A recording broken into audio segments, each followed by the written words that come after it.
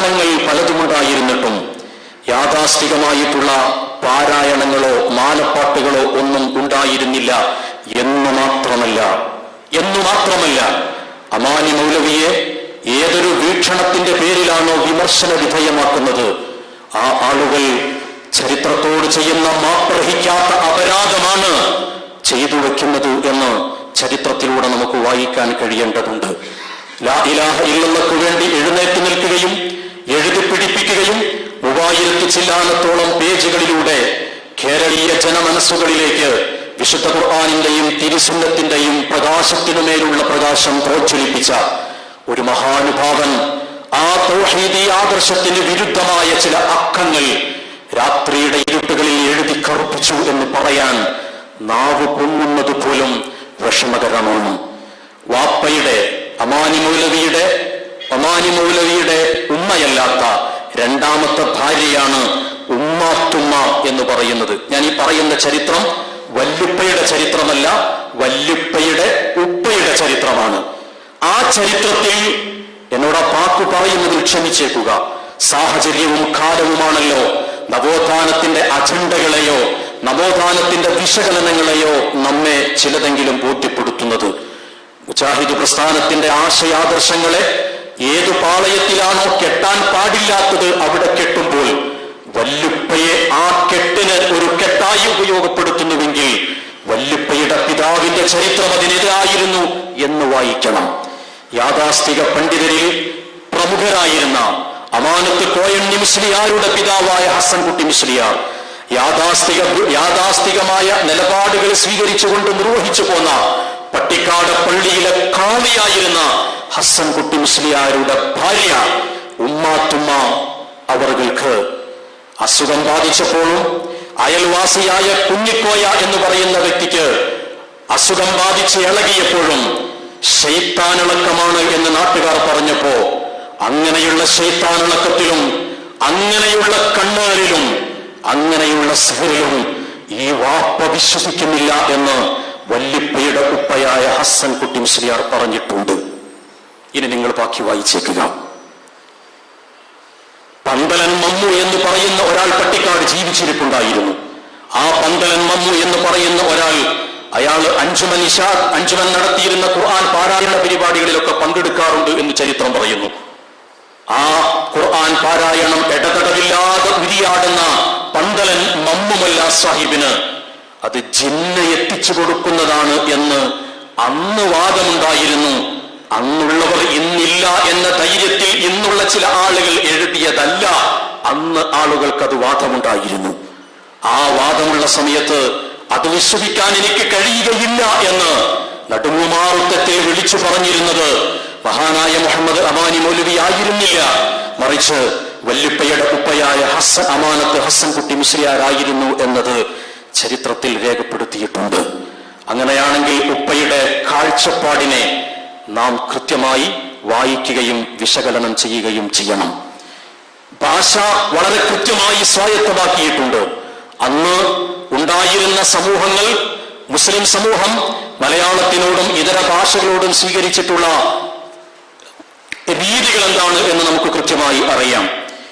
ഒരു കുറ്റം ചെയ്ത തടിച്ചു മക്കയിലാ വേറെ ഒരു തടിന്റെ കുറ്റത്തിനെ പിന്നെ എന്നതാണ്. മനസ്സിലായില്ലല്ലോ? ഒരു കുറ്റം ചെയ്ത തടി ചുമക്കയില്ല വേറെ ഒരു തടി കുറ്റത്തിനെ പിന്നെ എന്നതാണ് മഹാനായ മായിൻകുട്ടി ഇളയ വലാത്തസുറുവാസുറത്തുൻ ബിസ്റ ഉഖ്റ എന്ന ആയത്തിന് അർത്ഥമെഴുതിയത്. ആദ്യത്തെ മലയാള പരിഭാഷയിൽ എഴുതിയിട്ടുള്ള അർത്ഥമാണത്. അങ്ങനെയുള്ള മലയാള ഭാഷ നിലനിൽക്കുന്ന ഒരു കാലത്ത് മലയാള ഭാഷ തമിഴ്, പെർഷ്യൻ, ഹിന്ദി, ഉറുദു, ഇംഗ്ലീഷ്, അറബി ഭാഷാ ജ്ഞാനം ഏറ്റവും കൂടുതലായി ഉണ്ടായിരുന്നു വല്യുപ്പയ്ക്ക് എന്നത് നമ്മളൊക്കെ പഠിച്ചിട്ടുള്ള സംഭവങ്ങളാണ്. ഇന്ന് ഇത്ര പോലെ വളരാൻ സാധ്യമല്ലാത്തൊരു കാലത്തും അത്രയേറെ കാര്യങ്ങൾ കരസ്ഥമാക്കാൻ സാധിച്ചിട്ടുണ്ട് എന്നതാണ് നാം മനസ്സിലാക്കുന്നത്.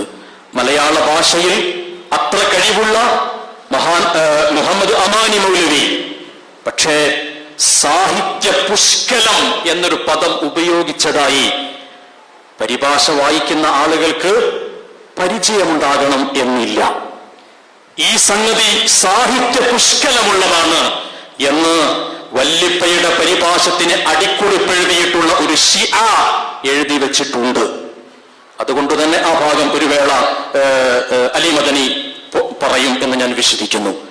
വല്ലിപ്പ എഴുതിയ പുസ്തകത്തിന്റെ താഴെ ആ പുസ്തകത്തിന് വിശകലനം ചെയ്യുന്നിടത്ത് വല്ലിപ്പയുടെ മലയാള ഭാഷയാണ് എന്നൊരിക്കലും മലയാള വായനക്കാർക്ക് പരിചയമില്ലാത്തൊരു പദം ഈ ഹദീസ്, അത് ഹദീസ് പോലുമല്ല, ഹദീസായി രേഖപ്പെടുത്തിയിട്ട് പോലുമില്ല, മറിച്ച് നൂറുൽ യഖീനിൽ നിന്നുള്ള ഒരു ഉദ്ധരണിയാണ് എന്ന് എഴുതി വെച്ചിട്ടുള്ള ഒരു അറബി ഭാഗത്തെ ഹദീസായി അനുബന്ധ രേഖ എഴുതിയതാരാണ് എന്ന് ചരിത്രത്തെ ശരിയായി പഠിക്കാൻ താല്പര്യമുള്ള ആളുകൾ പഠിക്കാതെ വരുന്നത് ചില നവോത്ഥാന സംരംഭങ്ങളെ കൊന്നുകൊടിച്ചുകൂടി അതിനു മുകളിൽ തങ്ങളുടെ ആശയങ്ങളെ സ്ഥാപിച്ചെടുക്കാൻ വേണ്ടി ശ്രമിക്കുന്ന ആളുകൾക്കുള്ളാകുന്ന സൗകര്യ കൊടുക്കലായിരിക്കും, കൂട്ടിക്കൊടുപ്പായിരിക്കുമെന്ന് അല്പം വികാരത്തോടെയാണെങ്കിലും ഞാൻ പറഞ്ഞുകൊള്ളട്ടെ.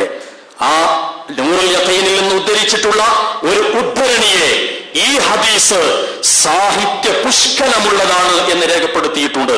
ആ പദം ആരുടേതാണ് എന്ന് അല്ലാഹു അഅലം എന്ന് പറയാം, അല്ലെങ്കിൽ എഴുതിയവർക്കും അറിയാം എന്ന് പറയാം. ഞാൻ സൂചിപ്പിക്കുന്ന മറ്റൊരു ഭാഗം, ശക്തമായ അമുസ്ലിം ബന്ധം കാത്തു സൂക്ഷിച്ചിരുന്നു വല്ലിപ്പ എന്നത് ആധുനിക കാലഘട്ടത്തിൽ നാം പഠിക്കേണ്ട പ്രധാനപ്പെട്ട ഒരു പാഠമാണ്. പ്രത്യേകിച്ച് മാറിയ സാഹചര്യത്തിൽ പ്രത്യേകിച്ചും അറിയാവുന്നൊരു സംഭവമാണ്. ഉപ്പയുടെ വീട് പട്ടിക്കാടാണ്, താമസമുണ്ടായിരുന്നത് വാണിയമ്പലത്താണ്. വാണിയമ്പലത്തെ കോന്തക്കുളൻ സയ്യിദ് സാഹിബും അതേപോലെ തന്നെ ഗോൾഡൻ കുഞ്ഞു മുഹമ്മദ് സാഹിബും ഒക്കെയാണ് വാണിയമ്പലത്തെ ഒരു സ്ഥലം ഉപ്പയ്ക്ക് വേണ്ടി എടുത്തു കൊടുക്കുന്നത്. അതിനും വേറൊരു ചരിത്രമുണ്ട്, കൂടുതൽ പറയാൻ എനിക്ക് സമയമില്ല. ആ വീട് നിൽക്കുന്നത് പൂർണ്ണമായും ഒരു ഹരിജൻ കോളനിയുടെ സമീപത്താണ്. വല്ലിപ്പയുടെ മിക്കവാറും കാര്യങ്ങൾ ചെയ്തിരുന്നത് അയ്യപ്പൻ എന്ന പേരിൽ അറിയപ്പെടുന്ന തൊട്ടടുത്ത അയൽവാസിയായിരുന്നു. മുണ്ട്യാദ എന്ന് പറയുന്ന, മുണ്ടിമാത എന്നായിരിക്കണം പേര്, എന്ന പേരിലുള്ള ഒരാളാണ് വീട്ടിൽ പലപ്പോഴും പല ജോലിക്കും വന്നിരുന്നത് എന്നത് നമുക്ക് മനസ്സിലാക്കാൻ കഴിയുന്ന ഒരു കാര്യമാണ്. ആ ഹരിജൻ കോളനിയിലെ ആളുകളൊക്കെ കുടിച്ച് മദ്യപിച്ചു വരുന്ന സമയത്ത് വല്ലിപ്പയെങ്ങാനും പുറത്തിറങ്ങിയിട്ടുണ്ട് എന്ന് കേട്ടാൽ ഒളിച്ചു പോകുമായിരുന്നു എന്നത് തൊട്ടടുത്തുണ്ടായിരുന്ന ആളുകളുടെ അഭിപ്രായങ്ങളിൽ നമുക്ക് വായിക്കാൻ കഴിയാറുണ്ട്. എന്ന് പറഞ്ഞാൽ അങ്ങനെ ഒരു സാന്നിധ്യം, ആ ഒരു സ്നേഹബന്ധത്തിന്റെ ഊഷ്മളമായ സാന്നിധ്യം അമുസ്ലിങ്ങളുമായി കരുതി വച്ചിരുന്നു.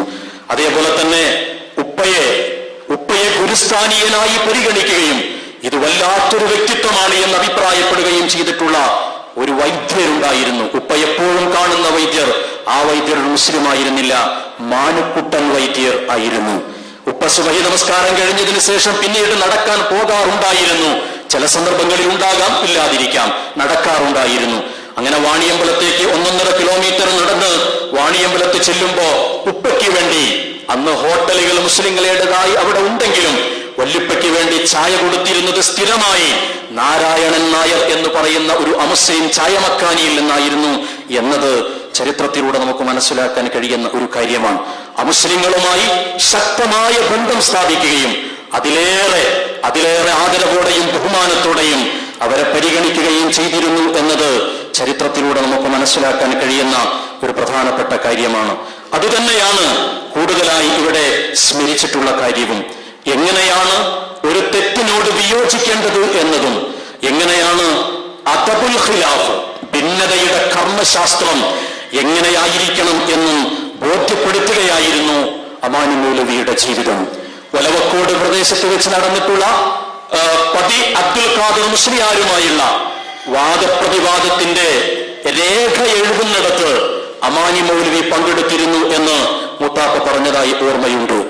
ആ പതി അബ്ദുൽ ഖാദർ മൗലവിയുമായുള്ള ആശയ സംവാദത്തിന് വ്യവസ്ഥ എഴുതാൻ, അങ്ങനെയാണോ ആ കാലത്ത് പറയുന്ന പേരെന്നറിഞ്ഞുകൂടാ, അന്ന് പങ്കെടുത്തിരുന്ന വല്ലിപ്പ തന്നെയാണ്.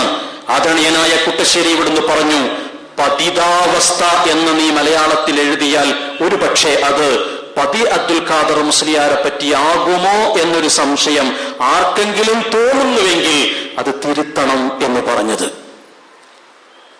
എങ്ങനെയാണ് മറ്റുള്ള ആളുകളോടുള്ള ബഹുമാന ആദരവുകൾ കാത്തു സൂക്ഷിച്ചിരുന്നത് എന്നത് തഫ്സീറിന്റെ രചനയിൽ തന്നെ നമുക്ക് മനസ്സിലാക്കാൻ കഴിയുന്ന കാര്യമാണ്. ആശയപരമായി പല രംഗങ്ങളിലും യോജിക്കാൻ കഴിയാത്ത സന്ദർഭങ്ങൾ ഉണ്ടായിട്ടും സയ്യിദ് ഖുതുബിന്റെ ഒരുപാട് ഉദ്ധരണികൾ യഥാർത്ഥത്തിൽ ഉദ്ധരിച്ചതായി പരിഭാഷയിൽ നേരത്തെ സൂചിപ്പിക്കുകയുണ്ടായി. വല്ലുപ്പയുടെ വസിയ്യത്തിന്റെ ചില പദങ്ങൾ, വസിയ്യത്തിൽ എഴുതിയിട്ടുള്ള ചില വാക്കുകൾ തീർച്ചയായും വിയോജിപ്പിന്റെ കർമ്മശാസ്ത്രത്തെ എങ്ങനെയാണ് രേഖപ്പെടുത്തേണ്ടത് എന്നതിന് വലിയൊരു തെളിവായി നമുക്ക് മനസ്സിലാക്കാൻ കഴിയും. അതിലൊന്ന്, പ്രതികാരത്തിന് മുതിരുന്നത് നിയമപരമായി അവകാശമാണെങ്കിലും പകരം ചെയ്യാതെ മാപ്പ് ചെയ്തു കൊടുക്കുന്നതാണ് ഉത്കൃഷ്ടന്മാരുടെ സ്വഭാവം. മക്കൾ ഈ കാര്യം എല്ലാ സമയത്തും ആലോചിക്കുന്നത് നന്നു. ഉപദേശിക്കുന്നവന്റെ ഉപദേശം സ്വീകരിച്ചില്ലെങ്കിൽ പോലും, ഉപദേശിക്കുന്നവന്റെ ഉപദേശം സ്വീകരിച്ചിട്ടില്ലെങ്കിൽ പോലും അതിനെതിരായ വാക്കോ ശബ്ദമോ പ്രവൃത്തിയോ ഉണ്ടാകരുത് എന്ന് മക്കളോട് ഞാൻ വസിയ്യത്ത് ചെയ്യുന്നു. അത് രണ്ടു വീട്ടിലും നഷ്ടം വരുത്തി വയ്ക്കും, ഇഹലോകത്തും പരലോകത്തും. ഒരാളിൽ നിന്ന് ഒരു നല്ല കാര്യം കേട്ടാൽ അത് മുമ്പൊന്നും കേട്ടില്ല എന്ന് കരുതി നിങ്ങളാരും നിരസിക്കരുത്. എന്റെ അടുക്കൽ ഇതുവരെ അങ്ങനെ കേട്ടില്ല എന്ന് പറഞ്ഞു എന്നതിന്റെ പേരിൽ നിങ്ങളാരും അവനോട് കയർത്ത് സംസാരിക്കരുത്. മറ്റൊന്ന്, കുടുംബബന്ധവും വ്യക്തിബന്ധവും വളരെ കൃത്യമായി മനസ്സിലാക്കുകയും ആദർശബന്ധം എന്നത് വേറിട്ട് നിൽക്കുന്നു എന്നത് ഉൾക്കൊള്ളുകയും ചെയ്തിട്ടുണ്ടായിരുന്നു എന്നതാണ് നമുക്ക് വസിയ്യത്തിന്റെയും മറ്റും രേഖകളിൽ നിന്ന് കാണാൻ സാധിക്കുന്നത്. വല്ലുപ്പയുടെ വീട്ടിൽ അഥവാ തറവാട്ടു വീട്ടിൽ പട്ടിക്കാട് ഉള്ള സന്ദർഭങ്ങളിൽ പലപ്പോഴും അപ്പുറമിപ്പുറമുള്ള കുടുംബ വീടുകളിൽ അഥവാ വല്യമ്മയുടെ ആങ്ങളമാരുടെ, എന്റെ ഉപ്പയുടെയൊക്കെ അമ്മാവന്മാരുടെ വീടുകളിലൊക്കെ യാഥാസ്ഥികമായ മൗലൂദ് പരിപാടികളൊക്കെ ഉണ്ടാകാറുണ്ടത്രേ. ആ പരിപാടികളിലേക്ക് ഒരു സാന്നിധ്യം അറിയിക്കുക എന്ന നിലയ്ക്ക് പങ്കെടുക്കാൻ, ഈ വാക്കുകളെ കാലം മാറുമ്പോൾ എങ്ങനെയാണ് സമുദായം ഉൾക്കൊള്ളുക എന്ന എല്ലാ അർത്ഥത്തിലുമുള്ള ഭീതിയോടെ തന്നെ ഒരു ചരിത്ര വസ്തുതയാണ് എന്ന നിലയ്ക്ക് പ്രൗഢമായ ഈ സദസ്സിന് മുമ്പിൽ അനുസ്മരിക്കട്ടെ. അത്തരം ചില സന്ദർഭങ്ങളിൽ അത്തരം മൗലൂദുകൾക്കോ അല്ലെങ്കിൽ ചടങ്ങുകൾക്കോ വേണ്ടിയിട്ട് അമ്മാവന്മാരുടെ വീട്ടിലാണല്ലോ എന്ന് കരുതിയിട്ട് ഉപ്പ മക്കളെ പറഞ്ഞയക്കാറുണ്ടായിരുന്നു എന്ന് എന്റെ ഉപ്പയും മൂത്താപ്പയും എന്നോട് പറഞ്ഞിട്ടുണ്ട്. പക്ഷേ അവിടെ നിന്നുള്ള മറ്റു സംരംഭങ്ങളിലോ മറ്റോ പങ്കെടുക്കുകയോ ഭക്ഷണം കഴിക്കുകയോ ചെയ്യരുത് കുട്ടികൾ. ആ സന്ദർഭങ്ങളിൽ ഏറ്റവും നല്ല ഭക്ഷണം, മുന്തിയ ഭക്ഷണം വീട്ടിൽ ദാരിദ്ര്യമായിരുന്നിട്ട് കൂടി മക്കൾക്ക് വേണ്ടി കരുതി വെച്ചിരുന്നു എന്നതും കൂടെ നമ്മൾ വായിക്കേണ്ടതാണ്. വിയോജിപ്പ് എന്ന് പറയുന്നത് തെറ്റിനോട് മാത്രമാവുകയും തെറ്റുകാരനോട് ഒരിക്കലും തെറ്റാതിരിക്കുകയും ചെയ്യുന്ന കാഴ്ചപ്പാടായിരുന്നു മുഹമ്മദ് അമാനി മൗലവിയിൽ നിന്ന് കാണാൻ സാധിക്കുന്നത്. ഒരു വാക്ക് വസിയ്യത്തിൽ ഇങ്ങനെ രേഖപ്പെടുത്തിയിട്ടുണ്ട്. വ്യക്തിബന്ധം, കുടുംബബന്ധം എന്ന വിഷയവുമായി നമ്മൾ നോക്കുമ്പോൾ വ്യക്തിബന്ധവും കുടുംബബന്ധവും ആദർശബന്ധവും കോട്ടം തട്ടാതെ സൂക്ഷിക്കണം. മക്കൾ തറവാട്ടിലെ കുറ്റം തീർന്ന പടപ്പുകൾ ആരും തന്നെ ലോകത്തുണ്ടാവുകയില്ല നബിയല്ലാതെ. ഈ കാര്യം മക്കൾ ഏതു സമയത്തും ഓർക്കേണ്ടത് ഞാൻ വസിയ്യത്ത് ചെയ്യുന്നു എന്നതാണ്. മുഹമ്മദ് അമാനി മൗലവി പരിഭാഷ എഴുതിയത് പല സ്ഥലങ്ങളിൽ നിന്നാണ്. എന്നാൽ ഏറ്റവും കൂടുതൽ പരിഭാഷ എഴുതിയിട്ടുള്ളത് വാലിയമ്പലത്തെ പറക്കോട്ടിൽ അബ്ദുസ്സലാം ഹാജിയുടെ കെട്ടിടത്തിന് മുകളിൽ അവർ സൗജന്യമായി നൽകിയ ഒരു റൂമിൽ വെച്ചായിരുന്നു കൂടുതൽ സമയം എഴുതിയിരുന്നത്. പകല് പ്രത്യേകിച്ചും അവിടെ വെച്ചാണ് പരിഭാഷ എഴുതാറുള്ളത്. ഇന്നും പറക്കോട്ടിൽ അബ്ദുസ്സലാം ഹാജി മുജാഹിദ് പ്രസ്ഥാനത്തിലെ വ്യക്തിയല്ല. പക്ഷേ ഉപ്പയ്ക്ക് വേണ്ടി സൗജന്യമായി പറക്കോട്ടിലെ ആ കെട്ടിടമൊക്കെ പൊളിച്ചുപോയി. അവിടെ ഒരുപാട് കാലം 10-20 വർഷക്കാലത്തോളം തൊടികപ്പുലത്ത് ദർസ് തുടങ്ങി വാണിയമ്പലത്ത് താമസമാക്കിയതിനു ശേഷം ആ സ്ഥലം സൗജന്യമായി വിട്ടുകൊടുക്കുകയായിരുന്നു ഉണ്ടായിരുന്നത്. അതോടൊപ്പം തന്നെ അന്ന് വാണിയമ്പലത്ത് ഏറ്റവും ശ്രദ്ധേയമായിട്ടുള്ള 2 വ്യക്തിത്വങ്ങൾ ഉണ്ടായിരുന്നു. അതിലൊന്ന് സദഖത്തുള്ള മൗലവിയാണ്, മറ്റൊന്ന് വാണിയമ്പലം അബ്ദുറഹ്മാൻ മുസ്ലിയാരാണ്. ഇന്നും മൂത്താപ്പ പറഞ്ഞതായി എനിക്ക് ഓർമ്മയുണ്ട്. ഉപ്പയെ വല്ലിപ്പ മരിച്ച സമയത്ത് മറമാടിയിട്ടുള്ളത് സുന്നി ജുമാ മസ്ജിദിലാണ്. വാണിയമ്പലത്ത് അങ്ങനെ മറമാടുന്ന ഒരു പള്ളി മാത്രമേ ഉള്ളൂ, സുന്നി ജുമാ മസ്ജിദാണ്, അഥവാ വാണിയമ്പലം അബ്ദുറഹ്മാൻ മുസ്ലിയാരുടെ പള്ളി.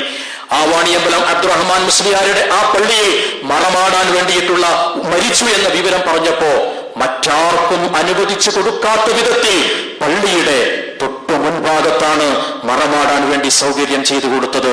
പിറകിലായിരുന്നു മറമാടിയിരുന്നത് ആ സന്ദർഭത്തിൽ. എന്നിട്ട് പോലും നമ്മൾ ആലോചിക്കേണ്ടത് അത്രമാത്രം ഒരു ആദർശപരമായി വ്യത്യസ്തമായ അഭിപ്രായങ്ങൾ ഉണ്ടായിരുന്നിട്ട് കൂടി പരസ്പരം ഗുരുസ്ഥാനീയരായി സ്വീകരിക്കുകയും ഉൾക്കൊള്ളുകയും ചെയ്തിരുന്ന വലിയ വിശാലമായ ഒരു വ്യക്തിത്വം അമാനി മൗലവിയുടെ ജീവിതത്തിൽ നിന്ന് നമുക്ക് വായിച്ച് മനസ്സിലാക്കാൻ സാധിക്കുന്നുണ്ട്. കെ പി മുഹമ്മദ് സാഹിബും സഹോദരനായ KP മൊയ്തീൻ കുട്ടി സാഹിബുമാണ് പരിഭാഷ എഴുതാൻ വേണ്ടിയിട്ട് KM മൗലവിയോട് നിർദ്ദേശം കൊടുക്കുന്നത്. അവരുടെ ജീവിതത്തിൽ നിന്നൊരു വാക്കുകൂടി നമ്മൾ പറയണം. KP മുഹമ്മദ് സാഹിബ് അദ്ദേഹം ഖാൻ ബഹദൂർ PK ഉണ്ണിമമ്മു സാഹിബിന്റെ പുത്രനാണ്. ഖാൻ ബഹദൂർ ഉണ്ണിമമ്മു സാഹിബ് ഇന്നത്തെ ഭാഷയിൽ പറഞ്ഞാൽ അന്നത്തെ കോടീശ്വരനാണ്. അത്ര വലിയ പ്രഭുവായി ജീവിച്ചിരുന്ന വ്യക്തിയാണ് ഖാൻ ബഹദൂർ PK ഉണ്ണിക്കമ്മു സാഹിബ്. അദ്ദേഹത്തിന്റെ മകനായ KP മുഹമ്മദ് സാഹിബ് മർഹൂം ഇസ്ലാമിക വിശ്വാസ ആദർശങ്ങളിൽ നിന്ന് ബഹുദൂരം യാത്ര ചെയ്തിട്ടുള്ള ഒരു വേള ദൈവവിശ്വാസം പോലും കൃത്യമായി ആദ്യകാലങ്ങളിൽ ഇല്ലാതിരുന്ന ഒരു വ്യക്തിത്വമായിരുന്നു ഡോക്ടർ ഉസ്മാൻ സാഹിബ്. അല്ലാഹു മഗ്ഫിറത്തും റഹ്മത്തും നൽകി അനുഗ്രഹിക്കുമാറാകട്ടെ. എങ്ങനെയാണോ ആദ്യകാലങ്ങളിൽ ഉണ്ടായിരുന്നത്, പിന്നെ എങ്ങനെയാണോ അതിന് അതിശക്തമായ രീതിയിൽ നവോത്ഥാന രംഗത്ത് മുന്നോട്ട് വന്നത് എന്നതുപോലെ KP മുഹമ്മദ് സാഹിബ് അന്ന് BA വിദ്യാഭ്യാസം പൂർത്തീകരിച്ച ആളാണ്. 1960കളിലാണ് തഫ്സീർ രചന ആരംഭിക്കുന്നത്. അന്ന് BA വിദ്യാഭ്യാസം പൂർത്തീകരിച്ചിട്ടുണ്ട്. പരിഭാഷയിൽ KP മുഹമ്മദ് സാഹിബ് ബ്രാക്കറ്റിൽ BA എന്ന് എഴുതി വെച്ചത് നിങ്ങൾക്ക് കാണാൻ കഴിയും.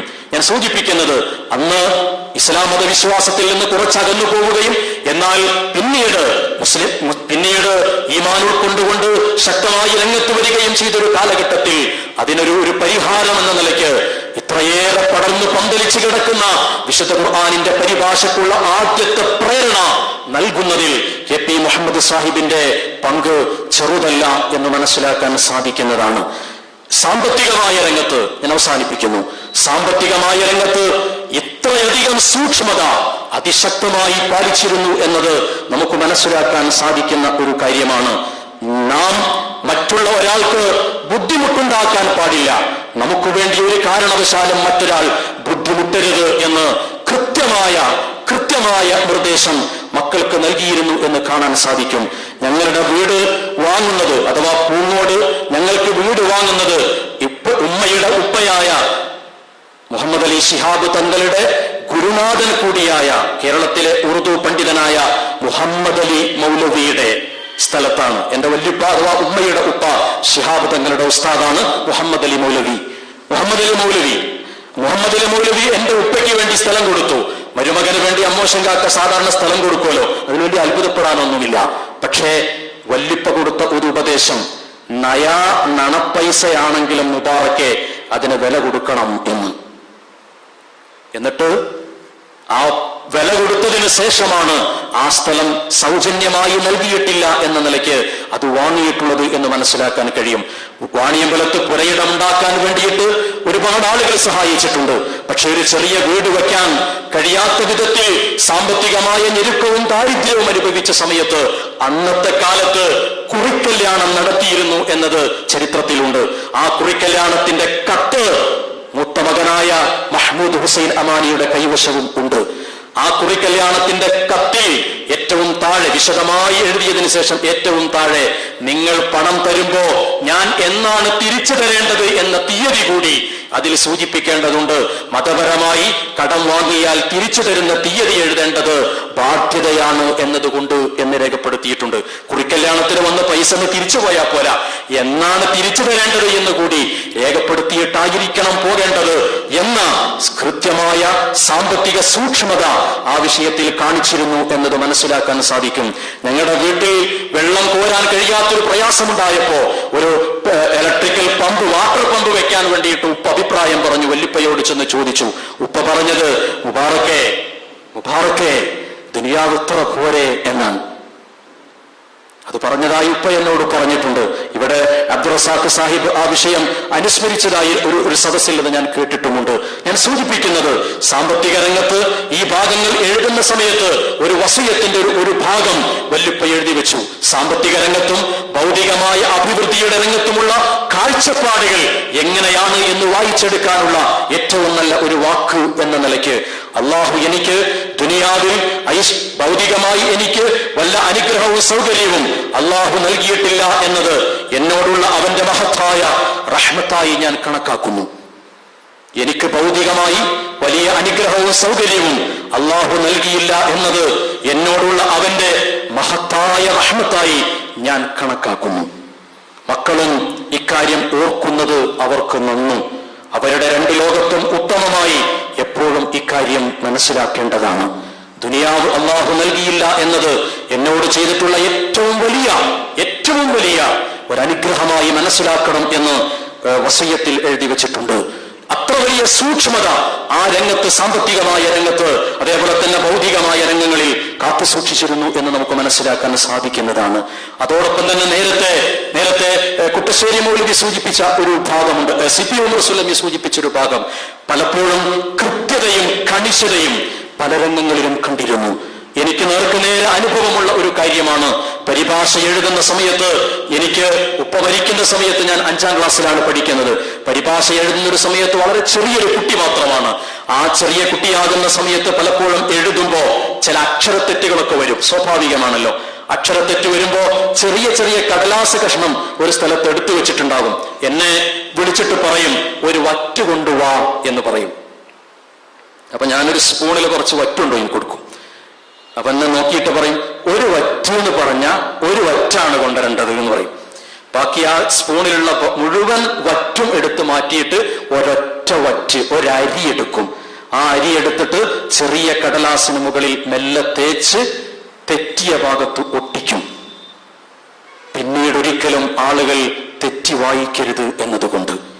അങ്ങനെ പോലും സൂക്ഷ്മത കാണിച്ചിട്ടുള്ള ഒരു മഹാനുഭാവന്റെ കൃതിയിലാണ് വല്ലിപ്പക്ക് പോലും പരിചയമില്ലാത്ത ചില കാര്യങ്ങൾ അയാൾക്ക് പരിചയമുണ്ടായിരുന്നു എന്ന് മൈക്കിന്റെ ബാസ് കൂടുന്നതിനനുസരിച്ച് കൊണ്ട് വിളിച്ചു പറയുന്നത്.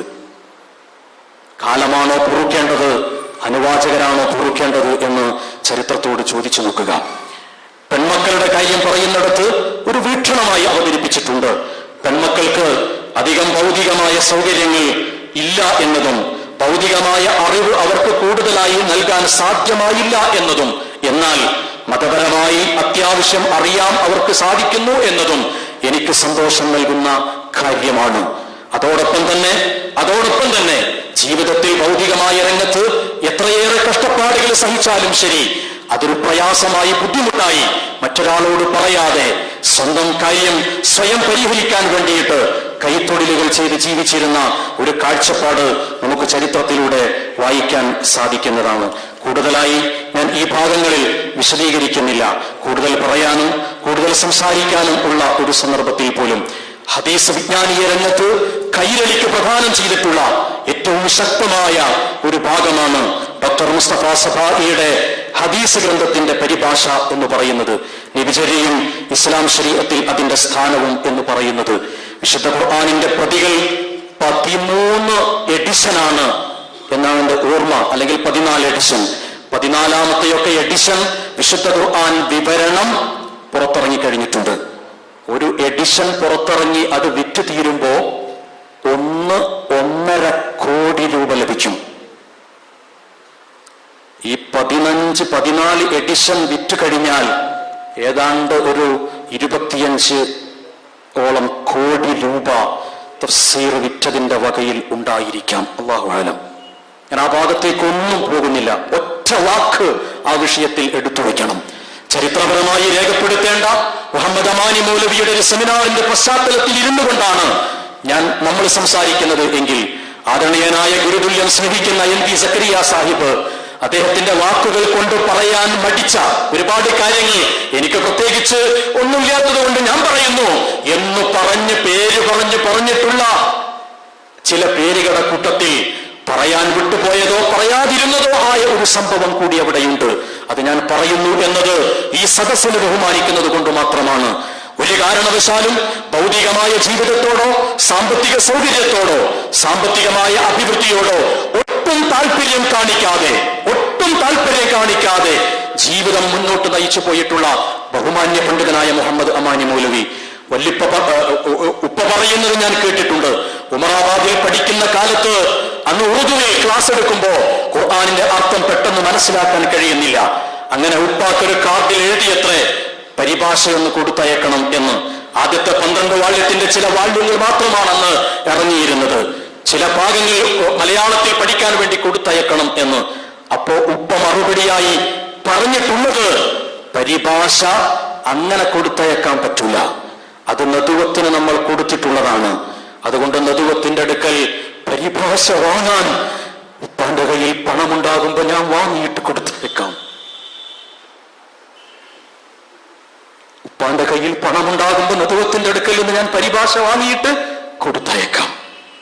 അങ്ങനെ വല്യുപ്പയുടെ പരിഭാഷ വല്യുപ്പ പണം കൊടുത്തു വാങ്ങിയിട്ടാണ് ഉമറാബാദിൽ പഠിക്കുന്ന കുട്ടിക്ക് വേണ്ടിയിട്ട് കൊടുത്തയച്ചത് എന്ന് ഉപ്പ എന്നോട് അനുഭവം പറഞ്ഞിട്ടുണ്ട്.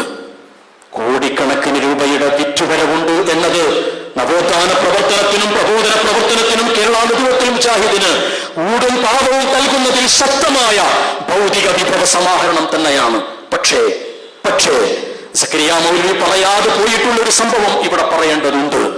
അമാനി മൗലവിയുടെ പരിഭാഷ, അതിന്റെ വാല്യങ്ങൾ, അതിന്റെ സെറ്റുകൾ കേരളത്തിൽ ഒരു മുസ്ലിം വീട്ടിലും ഇല്ലാതെ പോകരുത് എന്ന് ദൃഢനിശ്ചയം ചെയ്യുകയും ആ കേരളത്തിലെ ഓരോ വീടുകളിലേക്കും വിശുദ്ധ ഖുർആനിന്റെ പരിഭാഷ സൗജന്യമായി വിതരണം ചെയ്യാൻ വേണ്ടിയിട്ട് അള്ളാഹു എനിക്ക് നൽകിയിട്ടുള്ള സാമ്പത്തികമായ അഭിവൃദ്ധി കൊണ്ട് ഞാൻ തയ്യാറാണ് എന്ന് ദുബായിലുള്ള ഒരു മഹാനുഭാവനായ ഒരു മലയാളി സുഹൃത്ത് കേരള നദുവത്തുൽ മുജാഹിദീനെ നേർക്കുനേരെ അറിയിച്ചിട്ടുണ്ടായിരുന്നു.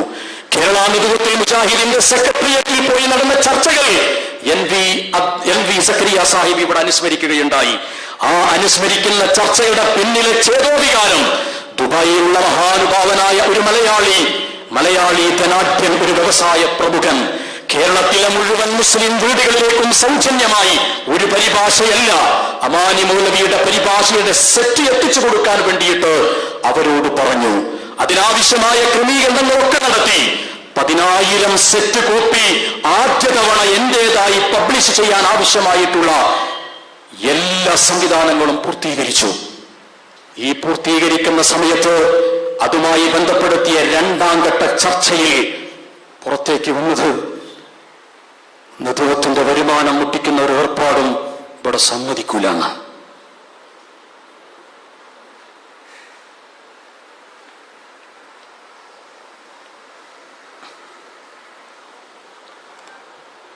അതെന്തുകൊണ്ടാണ് എൻ വി സക്കരിയ മൗലവിയോട് പറയാതെ പോയത് എന്ന് എനിക്കറിയില്ല. അങ്ങനെ കൂടി പറഞ്ഞിട്ടുണ്ട് ആ സദസ്സിൽ വെച്ച്. അങ്ങനെ കൂടി പറഞ്ഞിട്ടില്ലെങ്കിൽ ആ സദസ്സിൽ പങ്കെടുത്ത ആളുകളിൽ കുറച്ചുപേർ മരിച്ചു പോയിട്ടുണ്ടെങ്കിലും കുറെ ആളുകളൊക്കെയും ജീവിച്ചിരിപ്പുണ്ട്. അങ്ങനെ പറഞ്ഞിട്ടില്ല എന്നവർ പറയണം. റിയാദ് ആസ്ഥാനമായി പ്രവർത്തിക്കുന്ന സന്ദർഭത്തിൽ വിശുദ്ധ ഖുർആനിന്റെ പരിഭാഷ അറബി അവിടെ നിന്ന് ഗൾഫിൽ നിന്ന് പ്രിന്റ് ചെയ്യാൻ ആവശ്യമായ സൗകര്യങ്ങൾ ഉണ്ടായപ്പോ ആ സൗകര്യങ്ങൾ എവിടെയാണ് പാതി വഴിയിൽ വെച്ച് ഫുൾ സ്റ്റോപ്പ് ഇട്ട് പോയത് എന്ന് ചരിത്രത്തിലാണ് പഠിക്കേണ്ടത്. സ്വന്തമായ ഒരു പരിഭാഷ സ്വന്തം കീശയിൽ നിന്ന് പണം വാങ്ങിയിട്ട് മക്കൾക്ക് മലയാളത്തിൽ വായിക്കാൻ വേണ്ടി പറഞ്ഞയക്കേണ്ടി വരുന്ന പരിഭാഷയോടുള്ള ബന്ധത്തിന്റെ വിവരിക്കാൻ കഴിയാത്ത ഒരു അവസ്ഥയിൽ ആ വിശുദ്ധ ഖുർആൻ പരിഭാഷയുടെ പ്രബോധന പ്രവർത്തനത്തിൽ അക്ഷരങ്ങളാലോ അഭിപ്രായങ്ങളാലോ വിലങ്ങുതടിയാവുക എന്ന് പറയുന്നത് കാലം പൊറുക്കാത്തതായിരിക്കും എന്ന് പറഞ്ഞാൽ ഒരുപക്ഷെ അത് അധികമായിരിക്കാം. ഏതായിരുന്നാലും ശരി, വിശുദ്ധ ഖുർആൻ പരിഭാഷ പോലെ കേരളീയ ജനതയ്ക്ക് എത്തിച്ചു കൊടുക്കേണ്ടിയിരുന്ന ഒരു വലിയ പുസ്തകമാണ് ഹദീസ് വിജ്ഞാനം എന്ന് പറയുന്നത്. നബിചര്യയും ഇസ്ലാം ശരീഅത്തിൽ അതിന്റെ സ്ഥാനവും എന്ന് പറയുന്ന മുസ്തഫ സബായിയുടെ ആ ഹദീസ് നിദാന ശാസ്ത്രവുമായി ബന്ധപ്പെടുത്തിയിട്ടുള്ള ആ ഭാഗം ഞാൻ അവസാനിപ്പിക്കുന്നു. ആദരണീയനായ അലി മദനിയുടെ പ്രസംഗത്തിൽ തീർച്ചയായും മറ്റു ചില ഭാഗങ്ങൾ കൂടി ഉണ്ടായിരിക്കും എന്ന് സൂചിപ്പിക്കുകയാണ്. വിദ്യാഭ്യാസ രംഗത്ത് ഒരുപാട് വിഷയങ്ങൾ ഇവിടെ സൂചിപ്പിക്കുകയുണ്ടായി. ഫറൂഖ് റൗദത്തുലും അറബി കോളേജിന്റെ ആദ്യ സിലബസ് ശില്പിയായിരുന്നു വല്ലിപ്പ. ജാമിഅ നദവിയയുടെ ആദ്യത്തെ പ്രിൻസിപ്പളായിരുന്നു വല്ലിപ്പ. അലവി മൗലവി ഉണ്ടായിരിക്കെ പ്രിൻസിപ്പൽ എന്ന പേരിൽ എന്നെ വിളിക്കാൻ പാടില്ല എന്ന നിബന്ധന വല്ലിപ്പ പറഞ്ഞതുകൊണ്ട് മാത്രമാണ് പ്രിൻസിപ്പൽ എന്ന പേര് അവിടെ വയ്ക്കാതിരുന്നത്. സമീപകാലത്ത് നടന്നിട്ടുള്ള ജൂബിലി ആഘോഷത്തിൽ വല്ലിപ്പയുടെ ആദ്യത്തെ മകനെ വിളിക്കുക പോലും ചെയ്തില്ല എന്നത് കാലവും കാഴ്ചപ്പാടും അവതരിപ്പിക്കുമ്പോൾ ഞാൻ പറഞ്ഞില്ലെങ്കിൽ പിന്നെ ആരാണ് പറയുക? അതൊരു ഓതി തീർക്കുന്ന വാക്കുകളല്ല. KNMന്റെ കേരള നേതൃത്വത്തിൽ മുജാഹിദീന്റെ വിദ്യാഭ്യാസ ബോർഡ് ശാസ്ത്രീയമായി പരികൽപ്പന നൽകുകയും അതിനാവശ്യമായ പുസ്തകങ്ങൾ രേഖപ്പെടുത്തുകയും ചെയ്തിട്ടുണ്ട്. ഒട്ടേറെ പുസ്തകങ്ങളിലൂടെ അമാനിയ ബുക്ക് സ്റ്റാൾ എന്ന പുസ്തക പ്രസിദ്ധീകരണാലയത്തിലൂടെ മലയാളിക്ക് ഒരു ശരറാന്തൽ പോലെ വെട്ടി വിളങ്ങിയ ഒരു വ്യക്തിത്വമായി മുഹമ്മദ് അമാനി മൗലവിയുടെ ജീവിതത്തെ നമുക്ക് വായിക്കാൻ കഴിയും. അപദാനങ്ങൾ വാഴ്ത്താനല്ല, ചരിത്രത്തിൽ നിന്ന് നമ്മൾ പാഠം ഉൾക്കൊള്ളുകയും ആ ചരിത്രത്തെ ഒരു അധ്യാപകനായി ഉൾക്കൊള്ളുകയും ചെയ്ത് മുന്നോട്ട് പോകേണ്ടതുണ്ട്. മുഹമ്മദ് അമാനി മൗലവിയെ പോലെ തന്നെ നാം പഠിക്കുകയും മനസ്സിലാക്കുകയും ചെയ്യേണ്ട അബു സബാഹ് മൗലവി. ആ രണ്ട് വ്യക്തിത്വങ്ങളുമാണ് എന്റെ വ്യക്തിത്വത്തെ രൂപീകരിക്കുന്നതിൽ മഹത്തായ പങ്ക് വഹിച്ചിട്ടുള്ളത് എന്ന് കുട്ടശ്ശേരി മൗലവി ഇവിടെ അനുസ്മരിക്കുകയുണ്ടായി. നാം ചരിത്രത്തെ നേർക്കുനേരെ സമീപിക്കുക. ഇതേതായിരുന്നാലും ഇന്ന ആളുടെ ആള് പക്ഷം പിടിച്ചവതരിപ്പിക്കാനുള്ള ഒരു നാടകമല്ല. മറിച്ച് ചരിത്രത്തിൽ നിന്ന് നേർക്കുനേരെ കാര്യങ്ങൾ ബോധ്യപ്പെടുകയും വരും തലമുറക്ക് ഈ ചരിത്രം നേരാവണ്ണം മൗലികമായും യാഥാർത്ഥ്യബോധത്തോടെയും കൈമാറണമെന്ന സോദ്ദേശം കൊണ്ട് മാത്രമാണ് ഈ വിഷയം ഇങ്ങനെ ഇവിടെ അവതരിപ്പിക്കുകയും ചർച്ചയാവുകയും ചെയ്തിട്ടുള്ളത്. സർവശക്തനായ പടച്ചതമ്പുരാൻ നമുക്ക് മുമ്പേ നമുക്ക് മാർഗദർശനം നൽകി കടന്നുപോയിട്ടുള്ള മഹാരഥന്മാരായ പണ്ഡിതന്മാർക്ക് സ്വർഗം നൽകി അനുഗ്രഹിക്കുമാറാകട്ടെ. വിശുദ്ധ ഖുർആനിന്റെ പ്രകാശം മലയാളി കൈരളിക്ക് ഭംഗിയായി സമർപ്പിക്കുന്നതിൽ ഒരു താപസജന്യമായ ജീവിതം നടത്തിയിട്ടുള്ള മർഹൂം മുഹമ്മദ് അമാനി മൗലവിയുടെ ഖബറിടവും വിശാലമാക്കുകയും ജന്നാത്തുൽ ഫിർദൗസിൽ എത്തിച്ചേർക്കുകയും ചെയ്യുമാറാകട്ടെ. റബ്ബനാ ആതിനാ ഫിദ്ദുനിയാ ഹസന വഫിൽ ആഖിറതി ഹസനതൻ വഖിനാ അദാബന്നാർ. റബ്ബനാ തഖബ്ബൽ മിന്നാ ഇന്നക അൻതസ് സമീഉൽ അലീം വതുബ് അലൈനാ ഇന്നക അൻതത് തവ്വാബുർ റഹീം വഗ്ഫിർ ലനാ യാ ഗാഫിറൽ മുദ്നിബീൻ വൽഹംദുലില്ലാഹി റബ്ബിൽ ആലമീൻ. അസ്സലാമു അലൈക്കും വറഹ്മത്തുള്ളാഹി.